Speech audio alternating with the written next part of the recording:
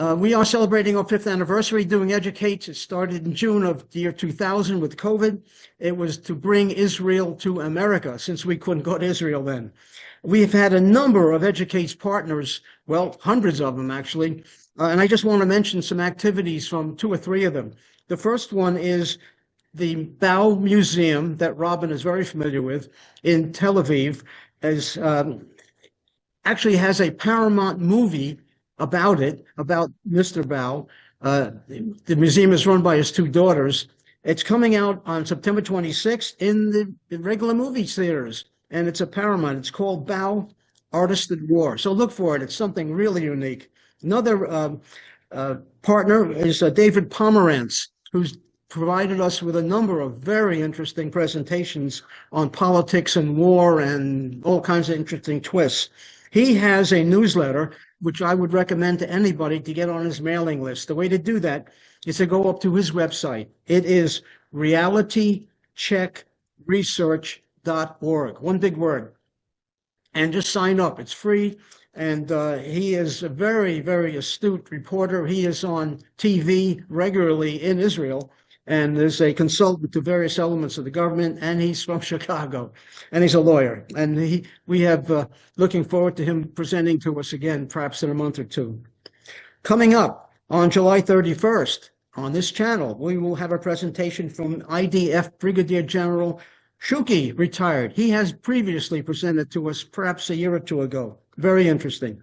Also, on August 14th, we're anticipating a presentation by a Dr. Arbel, who is going to discuss Israeli ecology and environmental issues. Later in August, we have a presentation from Dr. Jejuvny on Israeli anthropology. He also was a prior presenter. Very interesting, insightful information. So we have some really good stuff coming up. We also have, and I'm announcing here, a new program, our 7th program offered by VFI. It's not yet fully on the website, but it's called VFI Holy Land Volunteering. And it's a 9-day program, and its focus specifically is on the Christian topics in Israel, meant to attract folks who are interested in learning more about the fantastic wealth of background in that religion in Israel. And it is a volunteering program, and there are 4 days, I think, of volunteering out of the 9 days. As Bev mentioned, the Feed the Soldiers program starting on September 5th is full, but the October 31st program, also a 9-day program, is available, and it's up on our website, vfi-usa.org. If you have any questions as we go forward with Julia, put it in the chat, and we will have questions and answers that'll last until maybe 7 o'clock tonight. Well, Julia probably fall asleep by then. It is 9 o'clock at night, I think, in Israel. And at this point, I would love to introduce Julia. We have worked with Julia for probably 15 years. She has been our star tour guide and manager of the program in Israel, and is the first person you come across when you arrive, and probably the last person you see when she leaves you at the airport on Saturday night at 7 o'clock. So Julia is extremely experienced on all topics, and I've learned something about her. If you ask her a question and she doesn't know the answer, it's probably because you asked her a bad question. So at this point, Julia, the show, 2 other things. Captioning is available. If you click the button on the bottom, you can actually get the caption, and also the meeting is being recorded. It will appear the next couple of days up on our YouTube channel, which is youtube.com/Volunteers for Israel, along with about 200 other videos from past episodes. Again, this is episode 268. Julia, take it away. Thank you, Steve. Thank you, everyone, for coming. There are no bad questions. There are things the speaker doesn't know, including myself. And yeah, please put the questions in the chat, and I'll try to answer in the end of the presentation. And so I'll start sharing my screen, and let's see if it works. Okay. Yep. Yeah.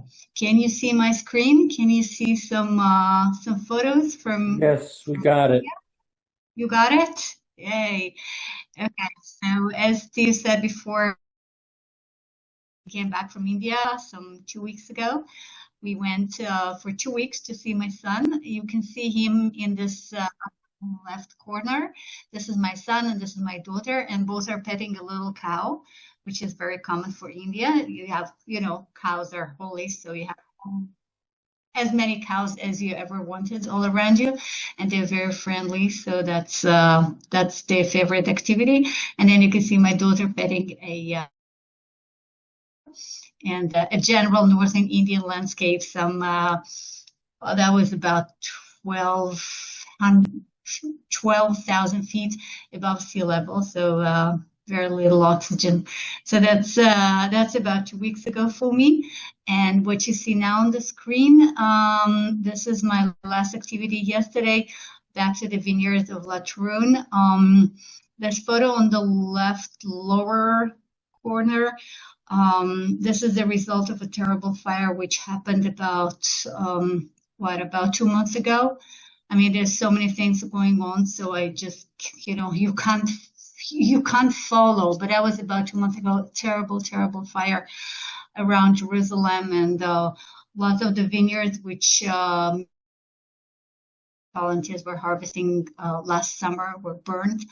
So we came back to replant them. So some of the surviving fields, vineyards, you can see them on the left upper corner, and then we were replanting new vineyards.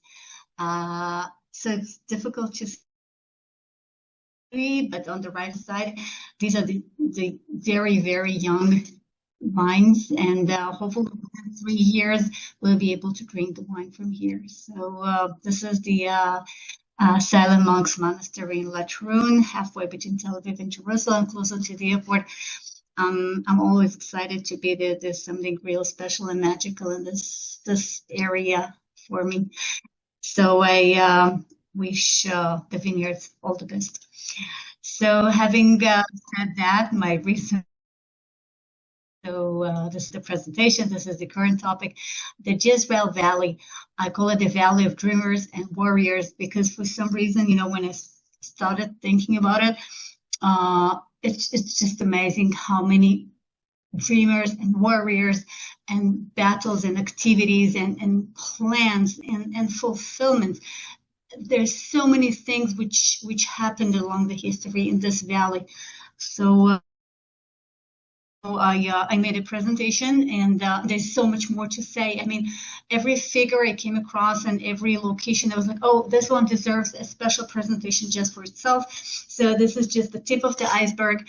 And this is a truly amazing and beautiful valley. So so that's what it is. So as you all know, this is the map of Israel. This is what it looks like, long and narrow. And this rectangle, this brownish rectangle, stretches basically from the Mediterranean Sea all the way to the Jordan Valley, just below, south of the Sea of Galilee.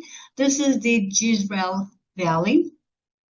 Okay, so if the total size of Israel is about 8,500 square miles or so, so the Jezreel Valley, especially if we are not considering the West Bank, which was not part of Israel before, 67. So this is a very significant part of Israel. That's a lot of land. We are looking at 154 square miles, which is a lot for Israel. So if we focus on where is it actually, so this is the northern part of Israel. The tip here, wait, I will highlight, I want to annotate. I haven't done a presentation for so long. I'm not sure. Can you, no, don't remember how do I actually do that? Spotlight, okay. Can you see my spotlight now? A red moving dot in the left corner. Can you see it, guys? A red moving dot. Yeah. Okay. Yes. I can see that you can see it. All right. Thanks. So this is the northern tip of Mount Carmel, and then we have the Haifa Bay or the Akko Bay. So along the Haifa Bay, this is the Zvulun Valley, named after the tribe of Zvulun. And the Zvulun Valley sometimes is considered to be the northwest corner, the northwest end of the Jezreel Valley. But usually it's considered to be just a separate valley. So we have the name here, but it's part of the Valley of Jezreel. So the Valley of Jezreel starts basically where the Valley of Zvulun, which is here. This is where my red spotlight is moving now. This is a very narrow corridor. There's a kibbutz called Sha'ar HaMakim. And then as we pass this narrow corridor, so then we are in valley, which is called the Valley of Megiddo. I'm sure some of you have been to Megiddo, this biblical site associated with Armageddon, speaking of the Christian associations mentioned by Steve before. So this is the Valley of Megiddo. And then further southeast towards the Valley of Jezreel, and then the Valley of Jezreel becomes the Valley of Harod, and then the Valley of Harod further southeast becomes the Valley of Beit She'an, and then Beit She'an ends by the Jordan Valley. Okay, bottom line, we have quite a few valleys, long stretch of land, but as we speak of the greater Jezreel Valley, and this is the one I will be talking about in this presentation, so the Valley of Jezreel includes Megiddo, and Jezreel per se, and Harod, and then further Beit She'an, but we will ignore Beit She'an because the story. So Megiddo, Jezreel, and Harod. We have Mount Carmel bordering it, which later becomes the Mount Gilboa, which further becomes the Mount of Samaria. In the northern part, we have the Mount and Mount Tabor, and then we have the hill of Moreh. Okay, we will mention this one later. We have the one and the only city, which is called Afula, pretty much in the center. It was designed by the Zionist movement to become the capital of the farming communities of the Valley of Jezreel. And we also have a little valley, which is called Ksulot North, which is sort of like a little finger of the Valley of Megiddo. Okay, so that's what we're talking about. We are in the southern end of the lower Galilee, in the northern part of Israel. That's the geographical definition. Okay, so speaking of the names, it is called the Valley of Jezreel in the Bible and in modern spoken Hebrew. The Arab name is very different. The Arab name is Marsh ibn Ammar. Okay, you can see it now on the slide. So starting with the Hebrew name of Israel is actually pronounced Israel. You are familiar with this phenomenon. Almost every ancient biblical Hebrew name, which in English starts with a J, actually starts with a Y, with a Yod. In Hebrew. In Hebrew, yeah. So the easiest example would be Jerusalem, right? Jerusalem in Hebrew, that's Yerushalayim. My name is Julia. So in Hebrew, that's Julia, etc., etc. The Valley of Jezreel is actually the Valley of Yisrael. Okay, why am I talking about it so much? Because most names in Hebrew have a meaning. Okay, Jezreel means nothing. Yisrael means a lot. So Yisrael, actually, these are two separate words combined, okay, if you read Hebrew. So you can easily see that here we have Yizra, and then the second word is El. El is obviously, and then Yizra will sow. God sows. Yisrael. Bottom line, we are talking about fertility. The Valley of Israel is the most fertile, and fertile, the longest, the biggest, the most fertile in terms of agriculture, but also in terms of ideas, Okay, so that's for the Hebrew name. Now, the Arab name is also interesting because in many, many cases, Arab name is very similar to the Jewish name because, there's a preservation of names and one transforms into the other. But Marj ibn Amr or Amir, okay, it could be pronounced both ways, has nothing to do with Jezreel. The meaning is the valley or the meadow of the son of Amr. And now we have a big historical question. Who is this Amr? Maybe it's a tribe, a tribe which moved into these lands with the Muslim invasion in the 7th century. That's possible. That's not very exciting. But the other suggestion, which is very exciting indeed, that Amr is actually Omri. And Omri is the father of Ahab, one of the greatest biblical kings of the Northern Kingdom. So maybe we have a very special case of Arabs preserving the biblical name. Maybe, anyway, we will stick to the name of Jezreel. That's what it looks like. This photo was taken from Mount Gilboa. And, well, you can clearly see how fertile this valley is. It does now, nowadays, everything is very hot, very dry, very brownish, yellowish.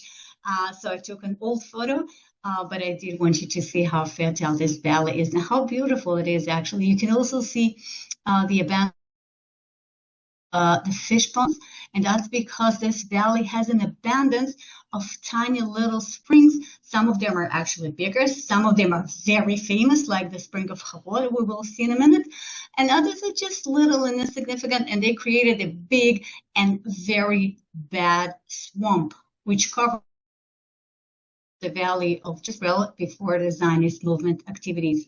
But I promise you warriors and dreamers. So let's move on. So I would like to start with, since the Valley of Jezreel is so significant in our history and geography and farming. So we have so many songs written about it. And I was actually wondering which one I would like you to listen to. And then I was thinking like, okay, what is the talk to an average Israeli about the Jezreel Valley. So which song he will have in mind? So that's the one. All right. You can see the words. It's a beautiful song. And you might be able to hear the two names of the two communities. We have them here. Beit Alpha to Nahalal. Beit Alpha and Nahalal are two Jewish communities. One is kibbutz, the other one is a moshav, located in different parts of the valley. They're very famous, and we will get to them later. So let's listen.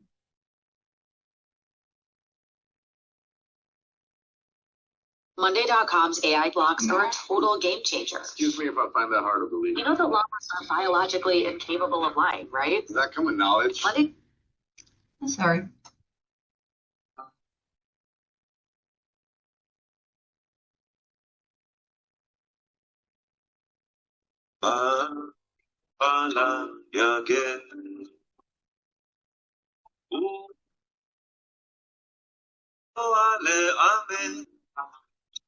לילה חיוור וישתרר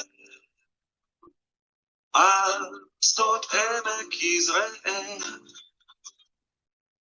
תלמיד מטה ולבנה מעל מבית אלפא עד נהלל בעמק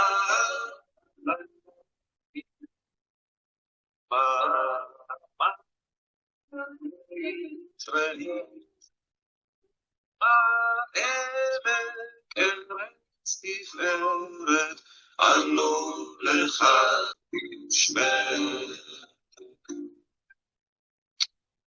Okay.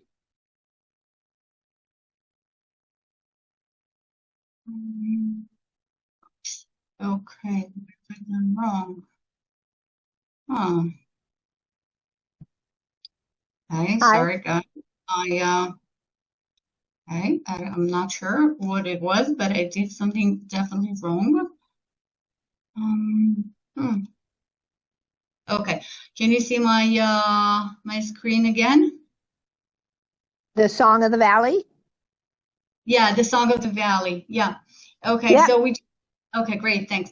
So we listened to just part of it. It's a very long one, and I want to move on. But you did hear the Beit Alpha in Nahalal, and again, that's the most classical one.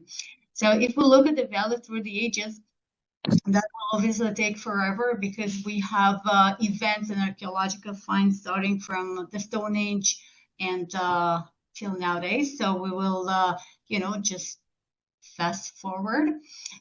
Starting with the biblical period, which is 1200 BCE until 850 BCE. So starting from this very ancient times, the Valley of Jezreel was first mentioned in the book of Joshua at around 12th century BCE. And this is Look at this. of the Joseph were complaining that, hey, we're not getting enough land and give us more. And we have problem with the Canaanite. And because they are in Beit Shean and these of the Valley of Jezreel, and this is the first time we ever hear of this name. The next time we hear of something really meaningful, maybe the most famous battle which occurred in the Old Testament, battle involving Deborah, the prophet, and Barak, the commander, Barak ben Avinoam, which were fighting against Sisera, Yavin's army commander. We're now in the book of Judges. Again, I told you, fast forward. And they're gathering their forces on Mount Tabor, which is a bit north of the Valley of Jezreel. And Deborah, the prophet, tells Barak, go get them and lead them up to Mount Tabor. I will lead Sisera, the commander of Yavin's army, with his chariots and his troops to the Kishon River and give him into your hands. This is what she promises him, this amazing woman, Deborah. You can see this purple line. This is the Kishon River, which flows across the Jezreel Valley all the way into the Mediterranean Sea, just north of Haifa, next to where a new airport was just recently opened for Air Haifa. Anyway, Barak said to her, well, if you go with me, I will go. But if you don't go with me, I won't go. Certainly, I will go with you, said Deborah. That's one of the most typical conversations, I think, between a man and a woman. And they were not even married. She was the wife of Lapidot. Anyway, they got their forces up on Mount Tabor. And then the chariots of Sisera are actually getting, well, the heavens, from the heavens the stars fought. From their courses, they fought against Sisera. The river Kishon swept them away. The age of the river Kishon, okay, again, quoting from the Bible. And what you see on this photo is what river, if you can even call it the river Kishon, looks like today. I mean, we have a very small and insignificant stream. It gets a bit bigger and more impressive to Haifa, but obviously in the biblical times we had much more water to it because all these fish ponds we saw before on the photo, they contributed the waters to river Kishon, and and then obviously God helped Deborah and Barak. They are the first warriors and heroes of this presentation, and then we cannot move on without mentioning Yael or Jael, okay, in the English version, Yael. She was the wife of Heber, Hever Hakeni in Hebrew. And she was the one who invites Sisera when he was fleeing after losing all his chariots to the river. And she invites him to come into her tent. And then when he's fed and feels safe, she kills him, helping the people of Israel. She went out to meet Sisera. She said, "Come, my lord, come right in. Don't be afraid." And that was the end of the story of Sisera. So she became one of the greatest, the smartest, the bravest women of the Bible. And as you might know, we have many women up to our days, both religious and secular, named Yael, including my daughter, even though my daughter was not named after this Yael, but that's the same name. And again, I mean, here in the upper right, you can see a woman, a strong, brave looking, beautiful woman, surrounded by golden mosaic. And this is the depiction of Yael in a Catholic church in Jerusalem, because she has a great Christian significance as well. So we have Deborah and Yael and Barak ben Abinoam, the warriors and the winners of the biblical times. We have quite a few modern communities, modern farming communities in the area of Ta'anach, which is not far from Megiddo. And these communities are called Yael and Hever and others named after this story, the Old Testament story. The next hero, the next warrior, who had even greater, I would say, significance. We will be back to him later. This is Gideon. Gideon, who was commanded by God to test his fighters by the spring of Harod.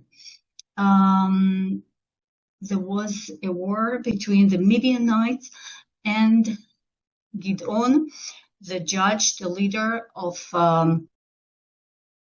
the people of Israel. He had so many fighters, he had so many supporters, his army was too big.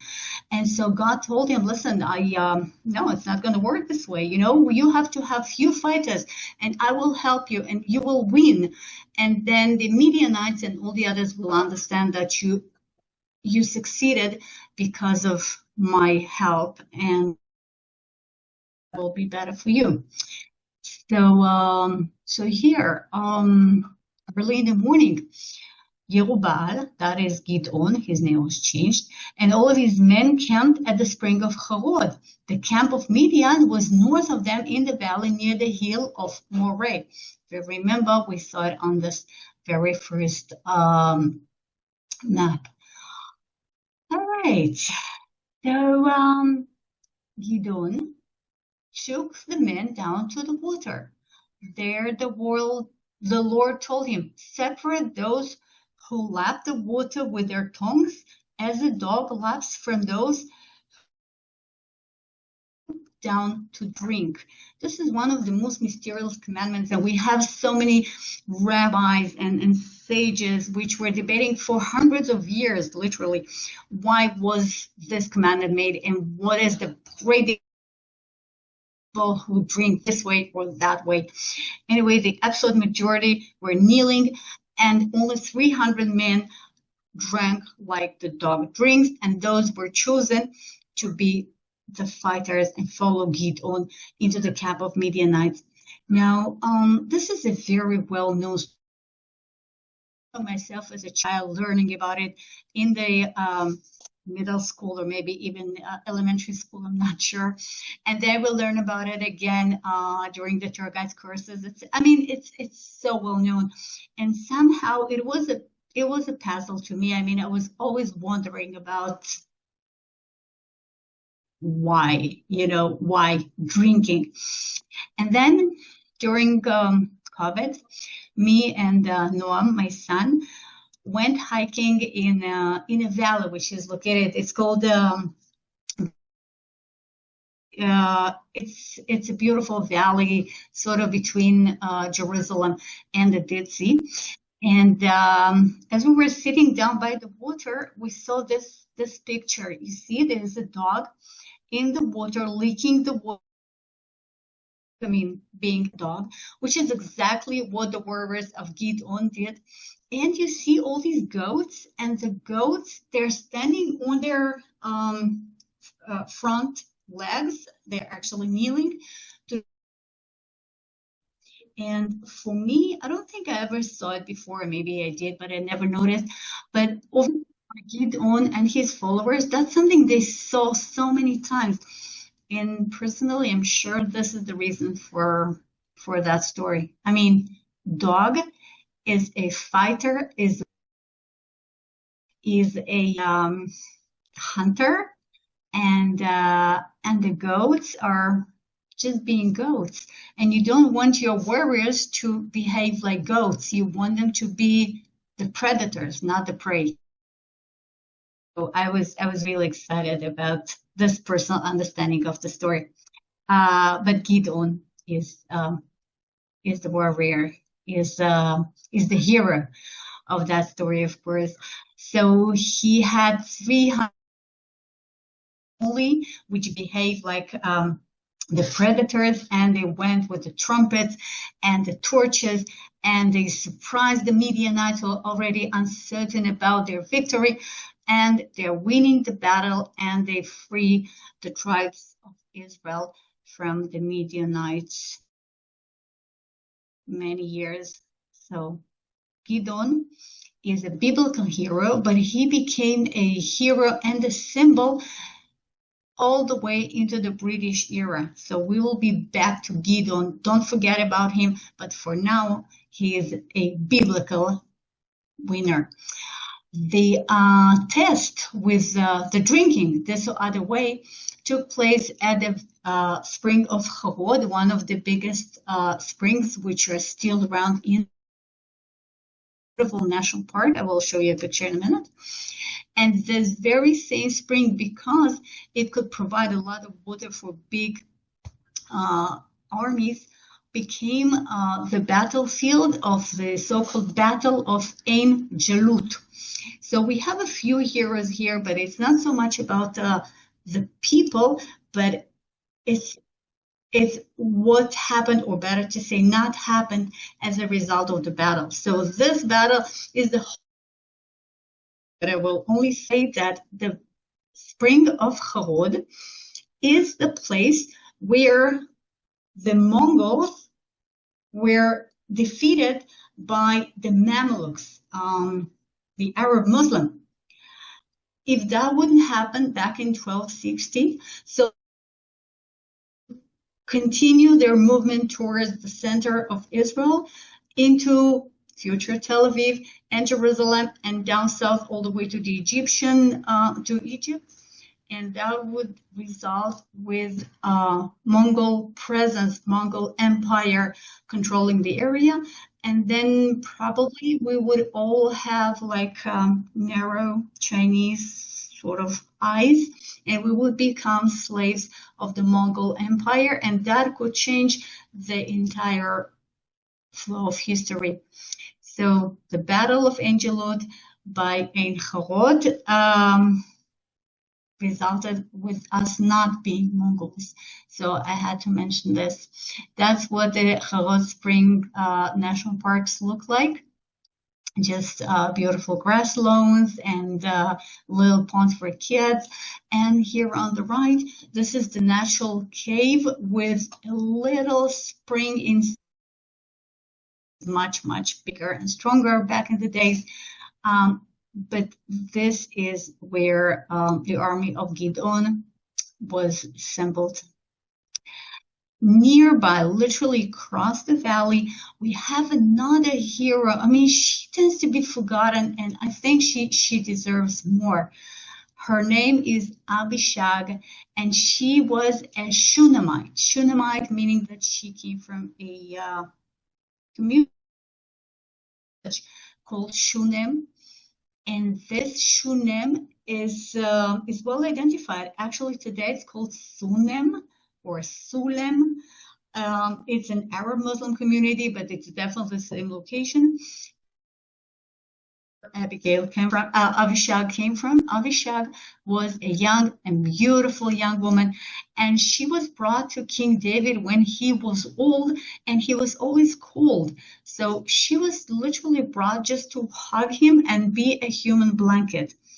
Again, we have lots of sages talking about it and understanding the situation in different ways. I'm sure she was really, really miserable, and I want to bring her memory here. She was a hero trying to warm up King David. It was not her choice. Abishag. That's what this community looks like today.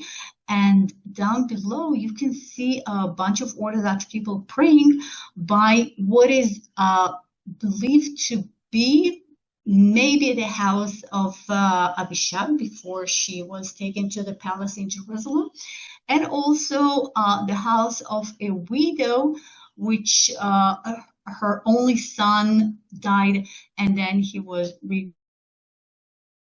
brought back to life by Elisha. So that also happened in Shunem. It's very strange to see Orthodox, black and white hats and everything, praying in the middle of a small Muslim modern community, but that's how it is.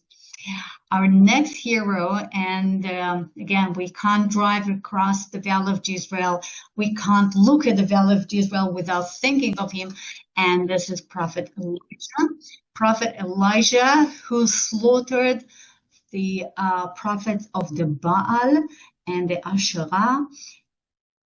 Well, maybe, probably on this little hill you see in the lower right corner. It's called Tel Kashish. Okay, that's the name in Hebrew. The Arabic is Tel Kasis, almost the same.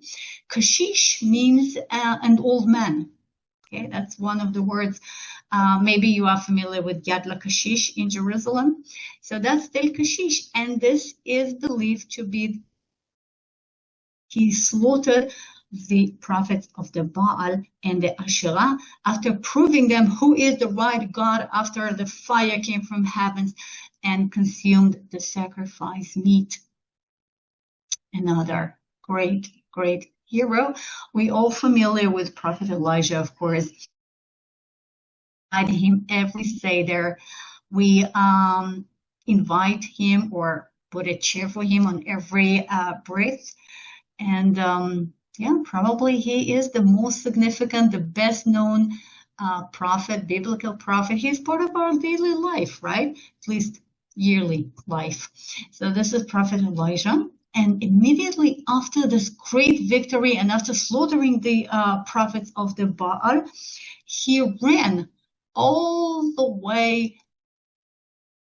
That's about 7 miles long run. He was no young, but he had his special spirits and special force. And he's running by the chariot of Ahab all the way from Tel Kashish to Jezreel. So up until now, we were only talking about Jezreel as a valley.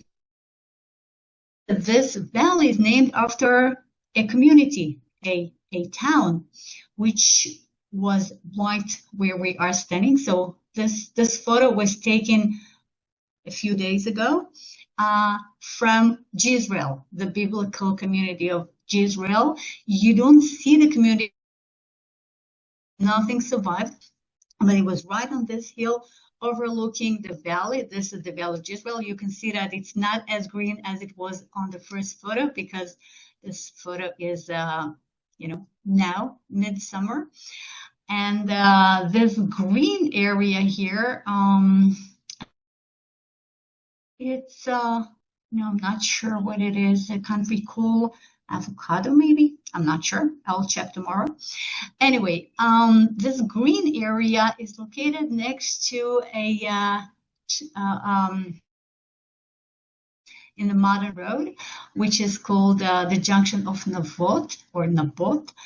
And this is where the vineyard of Navot used to be. So Jezreel was the winter of the kings of the northern kingdom. So Ahab and his cruel wife Jezebel, who worshipped the Baal and hated Elijah, their winter palace used to be here. And the vineyard of a poor man, well, maybe he was not poor, but he was just regular farmer, and his vineyard was right next to Jezreel. And Ahab, he really wanted this vineyard. He sort of fell in love with it, probably. I don't know. It was such a beautiful vineyard. So he said to Naboth, hey, I want your vineyard. How much would you like for it? He said, no, I'm not selling it. And then, well, to make the long story short, Naboth was assassinated because of what Jezebel, the queen, did. And then Prophet Elijah came to Ahab and he said, have you not murdered a man and seized his property? This is one of the most famous phrases from the Bible, at least in Israel. Haratzachta vegam yarashta. So we have this hero, Elijah, again, and we have the anti-hero, Ahab and Jezebel. So you see just a little bit of archaeological dig. These are the little ruins which were excavated from ancient Israel. And the back on this hill, this is modern kibbutz Jezreel, of course. We're moving forward to Roman and Byzantine periods. Again, that deserves a separate presentation, but this is the ancient synagogue located in kibbutz Hefziba, which is near kibbutz Beit Alpha. So we don't really have warriors and dreamers here. It's an ancient synagogue, but it's so special and beautiful. I just had to put it in the presentation, and we move on. Okay, mosaic floor, and yes, okay, late Ottoman and British period, or better to say the Zionist period. Okay, there's a little video here, but okay, we want to play it. So we're talking about early 20th century and onwards, and which you can see here on this photo. This photo was taken almost 100 years ago, and you can see the first planting of the first plantations, modern Zionist plantations of the Valley of Jezreel, sort of what we were doing yesterday with the vineyards in Latrun. So the Valley of Jezreel often is called sandbox. Yeah, the Zionist movement sandbox, because around the Valley of Jezreel during, well, starting from the early 20th century for about 50 years or so, almost every single type of community was created by the Zionist movement, almost as if people were trying to see what will work, and actually everything works. So now we have an example of every possible community in the Valley of Jezreel. So starting with the very first one, it's Merchavia. Merchavia, which is located right next to Afula, in the very center of the Valley of Jezreel. It started as a cooperative. That's the last ever cooperative. It's a bit difficult to explain the idea of the cooperative, so I will only say that they were trying to make a combination of a kibbutz and a moshav and independent farmers. It didn't really work. I mean, the theory by Franz Oppenheimer was beautiful. When you read his ideas, it sounds amazing, but it never really worked. So the cooperative became a kibbutz, and then it became a private kibbutz, and that's it's never really worked. But that was the very, very first Zionist Jewish community of the Valley of Israel ever since, the Byzantine period. So that's really exciting. And in the fact that this lady was a member of Merchavia for a short while is exciting as well. It's a very bad photo, but that's the only one existing from this period of her life. Does anybody have an idea who she is? Very famous. I mean, we all know her, but we know her when she got much older, and she did not do any farming at that point. Golda? Is it Golda Meir? Yes, absolutely. This is Golda Meir. When she made Aliyah from United States of America, she moved to Merchavia. She short while. It didn't really work. Her husband didn't like it, so they left. But yeah, that's Golda Meir working the fields of the Valley of Jezreel. The other figures without whom there is no Zionist movement, there's no Valley of Jezreel. And each one of them deserves a presentation, of course. So we have Alexander Berwald. Alexander Berwald was a German Jew, a painter and an architect. He funded the architecture department of the Technion. He designed Technion. He designed the structures of Merchavia. He designed, he actually created the architecture style which was used in Tel Aviv and Haifa and Jerusalem, which became known as the Eretz Israel architecture in the 20th and the 30s. So that's Alexander Berwald. The redeemer of the valley's land, Yoshua Hankin, of course, who actually bought of the Valley of Jezreel for the Zionist movement, and also the lands of the Valley of Hefer, where I live now, and Artur Rupin, who was the leader of the Eretz Israel office on behalf of the Zionist Congress, and he was the one who gave the money which was used by Hankin to buy the lands. So these are the three dreamers and heroes. That's what the tomb of the house of the Hankins, Yoshua and Olga, the spring of Harod look like. So these are museums, of course, today.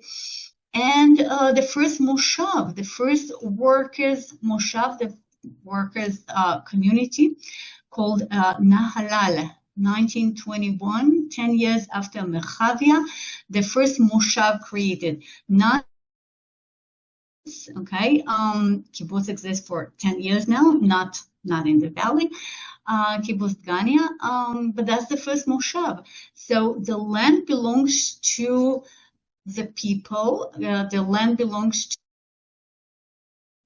was purchased by Hankin, by JNF. It belongs to the people of Israel. It's not privately owned, but then the farms are privately owned and the houses are privately owned and everybody works, they help each other, but it's not.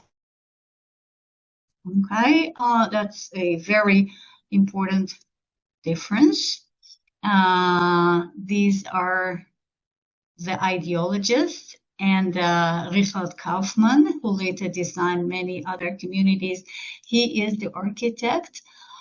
It's very, very round. I mean, even today from an aerial photo, you can see that it has a round shape to stress the fact that everyone is equal, okay? We are independent, but we are equal.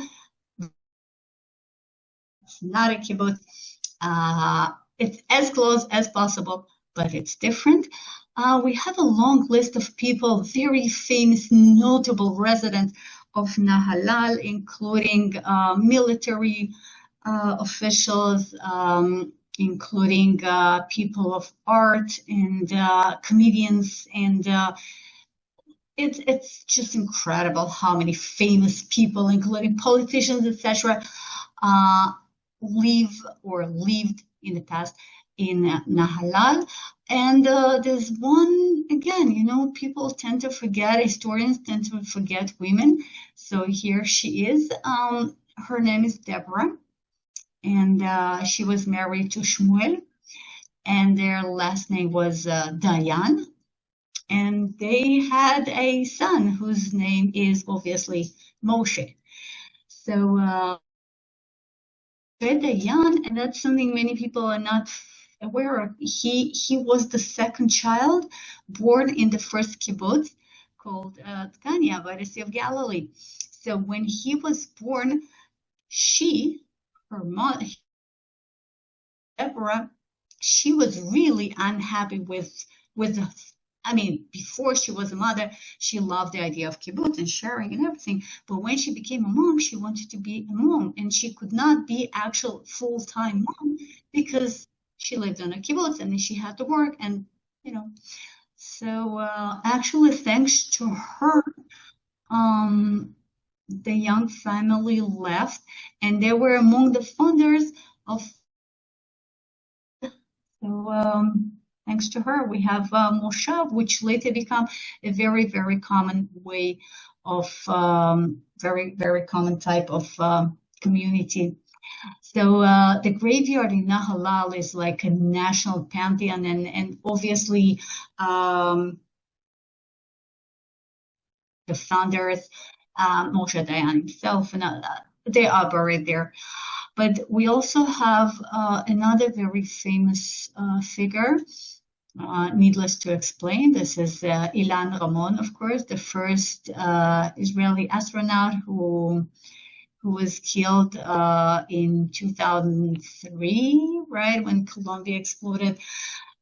He never lived in Nahal, but his family really loved the Valley of Jezreel. And his widow, Rona, wanted his grave to be there, so he will be surrounded by this, the region loved so much. So his grave is there as well. And then she was, when she passed away a couple of years ago, so her grave was added. Kibbutz Beit Alpha, the very first kibbutz of the Hashomer HaTzair, a very significant youth movement in 1922. Hashomer HaTzair is a different topic, of course, but we all know about, kibbutz is sharing a private property. But what do you mean by a private property? This is a good question. And the founders of this kibbutz, they brought this idea of private property into an extreme. So in different kibbutzim, there were, different degrees of what you can have or you cannot have, because you should not have a private property. So Kibbutz Beit Alpha, the group which funded the Kibbutz Beit Alpha, they really overdid it. I mean, what you see in this photo is during a play, very famous Israeli play by Yoshua Subol. It's called The Night of the 20th. And it describes an actual event which took place in this community before they founded the kibbutz, when they were already a community by the Sea of Galilee. That night, they decided that, well, if we want to share everything, we want to be as close as possible, so we should not be dressed, because, the dress makes us different and it actually separates. So we should get undressed, and then we will be able to create a truly equal and close community. Okay, so that was really a little bit of too much. That was the only occasion. And this gentleman here, Meir Yaari, who again deserves a special presentation, of course. So he was the ideologist. He was the spiritual, the theoretical leader of the community, and then he became one of the greatest leaders of the kibbutz movement in general. And one of the questions asked was, well, kids are raised together as brothers and sisters, as a family. So how should they take a shower? Okay, I mean, I actually Googled it. What do modern psychologists suggest? Families, you have a family, you have siblings, a few years apart, so 3 years old. Is it okay for them to take a shower together? 4 years old, 5 years old? Well, what do you think? So most of the psychologists I saw suggest up to 6 years old. Meir Yaari, actually, as an ideologist of the kibbutz movement, he decided that kids should take shower together, boys and girls, up to the age of, any suggestions? Okay, 16, which is incredible. I mean, I guess he would be imprisoned today, but back then he was the ideologist. Many years later, when he was an old man, he said, well, now I know from my own daughter how wrong I was, and how much damage and how evil it was, this decision, especially for girls, and how much sexual offenses they suffered. It's a big issue. Unfortunately, he didn't listen to his daughter when she was a teenager, who listens to children, because he hardly ever saw her, in a kibbutz. Anyway, that's one of the big mistakes of kibbutz movement. So he is considered to be a hero, but he also did bad things, unintentionally, of course. Okay, sunflowers. Old Wingates. Okay, I'm absolutely running out of time, I know. So just a few more slides. Old Wingate, British Christian, very strange and weird. He founded the so-called Special Night Squads, which existed only for about a year, 38, 39. But they were the spiritual father of Palmach, which was the spiritual father of IDF. So its influence was very, very significant. Okay, that's just the biggest factory making cheeses. And then Kibbutz Beit Shita, which makes pickles, the best. Now it's actually owned by what? I'm not sure. It's not actually owned by the kibbutz any longer, but it's such a good brand, so they keep the same cans with the same name, Beit Shita, which is the name of the kibbutz. Kibbutz Ein Chorod. Okay, this V. Okay, you just have to take a look at him.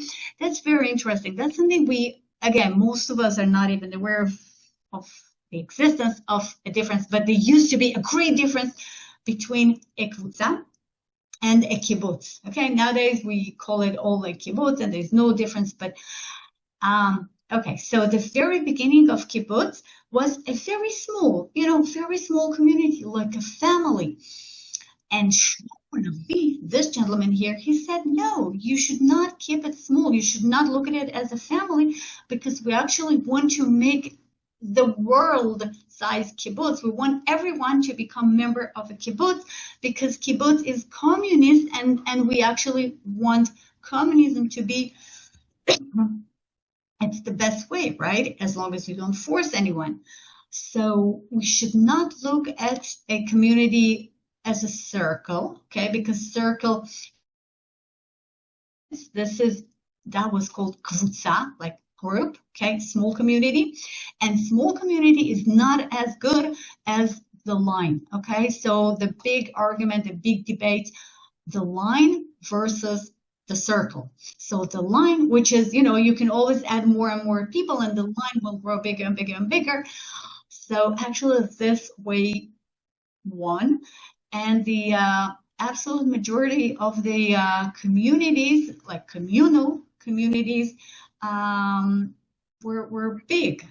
I mean, hundreds of people, not 20, 30, 40, 50, like a big group. Okay, how big can be a family? So it's a circle versus a line, and villages of the line, which became known as a kibbutz. So today we call them all kibbutz because they're all big, like Dgania, the very first one, was a kvutza, was a group. They didn't want to be big. And they only had like 20 people, 30 people. Today they have about 600. Yanush Korchak, okay, I will not get into this. Okay, we're at the end. This photo was taken a few days ago in kibbutz Ein Charod, which was the very first kibbutz. I mean, the very first communist community, which was created as a big one, bigger and bigger and bigger. And obviously, Shlomo Levi was a member of this first kibbutz. Okay. And this is a temporary bomb shelter, of course, with a hammock inside. So you can lie and wait for the alarm to end.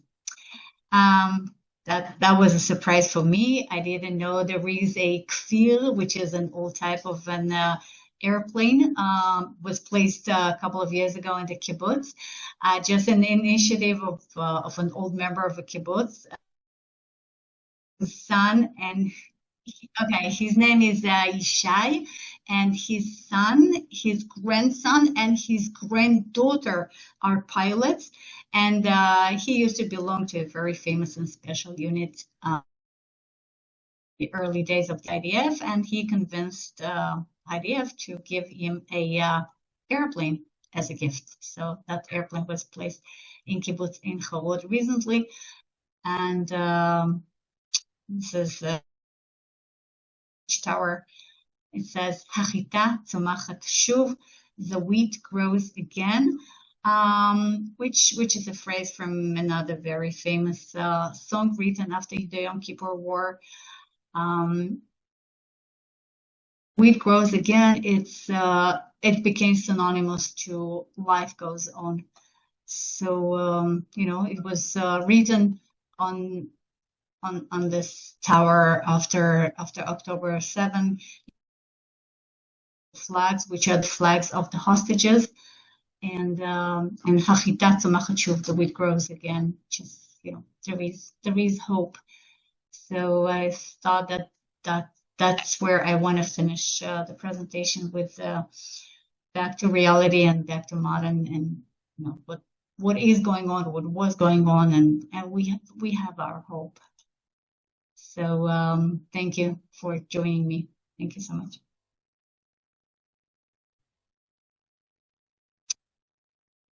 Okay, I will stop. All right. Well, now I see that I had so much more than I needed. That was enough for 2 presentations, not 1. Oh no. Okay. Okay. I'll talk about Yanush Korchak some other time. I really love him. Yeah. You want to read the questions? Yeah, sure. Okay, feed the soldiers. Okay, there are questions about VFI programs. Okay, I don't think that there are anything regarding. Okay, Golda Meir. Yeah. No, okay. Yeah. Thank you. Gail. Hey, Gail. I didn't see you. Okay. Harry. Is it possible that moshav, plot of land, can be transferred or sold to others? Well, today, yes, of course. Originally, the land of a moshav or a kibbutz was purchased by the Zionist movement, this or other Zionist movement, and then for most part, the land of the government after the State of Israel was created. But then some 15, maybe 20 years ago or so, the government started a project, actually, call it the project of selling its lands to the private owners. So it depends on where, it depends on the size of the property, it depends on various things, but in general, yes.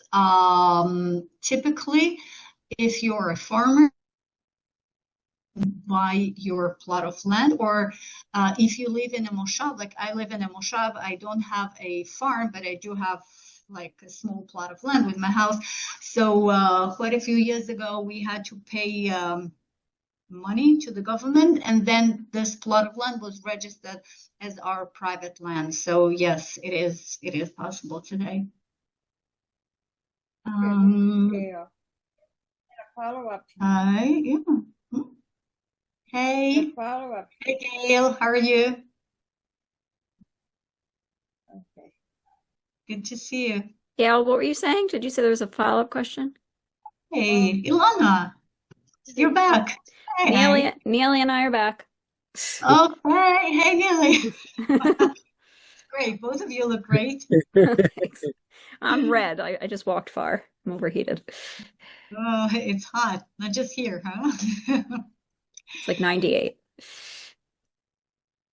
I'm not sure what it is. Yeah, I guess. Yeah, Hot, at least. I'm sure. It's hot today. Julie, that was- Someone told me it was 35 today. What's that? Yeah. Hey, Pamela. It was 35 when? Someone told me it was sometime during the day. It was 35 today in Tel Aviv. Yeah, of Wow. course. In Tel Aviv. Wow. Yeah. Yeah. Wow. Um, I don't think any place else in the world we could see a multi-century development of the same plot of land or big plot of land as it transgressed through different civilizations from basically Stone Age to yesterday. That was very interesting. But Right. Yeah, the experiments of the Zionist movement. yeah. Yeah. There must, I wondered, with all the potential archaeological sites in, let's say, in northern Israel, I wonder how they select which ones to spend time and energy on to dig, because there's got to be hundreds of them. Well, I would say it depends. Okay, yeah. Basically depends on an enthusiasm of a person. I mean, if we have a professor of archaeology who is specifically interested in a certain spot, then he needs to find funds. Yeah. To dig, and then on the funds. So here you go.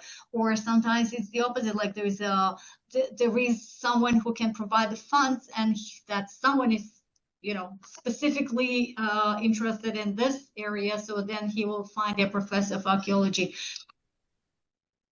Depends on the private initiative. Mm. Yeah. All right. You're right. Oh, wow. All right. There's so much to dig. I mean, there are plenty of potential sites. If someone wants to donate money, so we'll find something to dig. That's right. So the money is the controller. The digs are all over the place, right? That's great. Okay, the question by Gail, wait, if private people buy a moshav's property, do they belong automatically to the moshav? Oh, okay, it's a bit more complicated, because in a moshav and typically in a kibbutz as well today, we have two types of people living there. Okay, some of them are farmers who own the big plot of land, which is farming land. So if you buy a farm on a moshav, so then you become a member of the moshav. There is like farmers union, let's call it so. Okay, but if someone like myself, I live on a moshav, but I don't have a farm. So then I don't belong to this union. Okay, I only live in a moshav. Like a collective. Yeah, like a Aguda Shitufit. Yeah. Right. So, okay, so you can be a member of a moshav, or you cannot be a member of a moshav, even though you live next door to each other. It depends if you have a farm or you don't have a farm. Because in the beginning of the moshavim, like 50 years ago, so you could only have a farm. If you live in a moshav, so you own the farm. There was no other way. And then everyone living on the moshav, they were members of the moshav.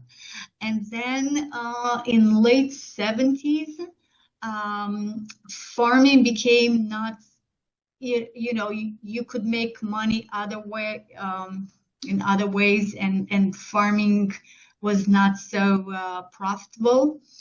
So the moshavim started leasing smaller plots of their lands to people who just wanted to live in the countryside and not be farmers.